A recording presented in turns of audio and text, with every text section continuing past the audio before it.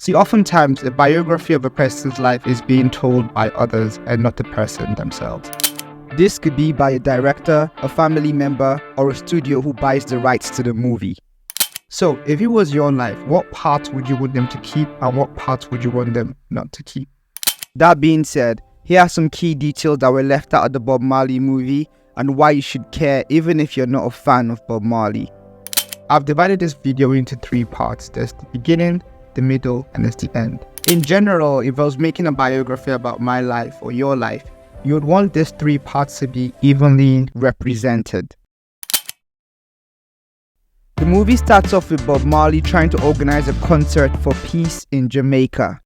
Already that's a negative in my sight. Now I understand the director's choice of narrative, but I would like my movie to start at the beginning. Essentially, is that the beginning of Bob's journey, or was it when he was born? The truth is, it depends on what aspect you choose to focus on. I would have loved to get a bit more insight into what brought Bob Marley to that moment, because we're introduced to Bob Marley as the superstar, but what are the steps that got him to that point? Majority of this was missed out in the movie. The middle. This is often the most critical part of our life. This is the part where a lot of nothing happens. One of the most important biographies or pieces of biography in mankind history is the Bible. The Bible details the life and times of Jesus Christ. It goes into detail about the birth of Jesus and the death of Jesus. But for some reason, a lot of the middle section is missed out. Teenage years, early 20s. The Bible doesn't go into much detail about what happens around this time.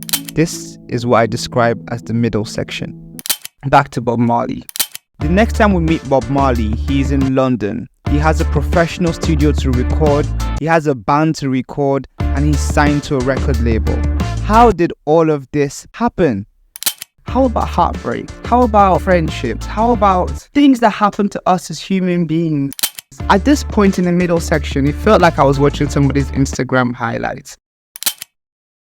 Towards the end of the movie, we realized Bob Marley had a cancer diagnosis. It was a terminal diagnosis. He knew he was going to die. Once again, the movie fails to mention the different emotions you would feel if you were given that diagnosis. You are at the peak of your career, everything was going well for you, and all of a sudden, cancer happens. Now, for all of us, regardless of how you think about it, death is inevitable.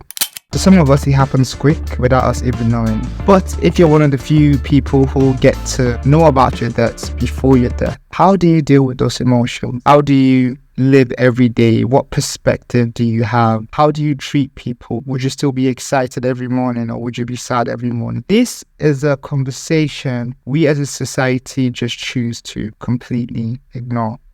Again, the movie failed to go into any depth about how Bob Marley dealt with his kids, knowing his diagnosis, his relationship with his wife. They went into that briefly, but again, a lot was glossed over.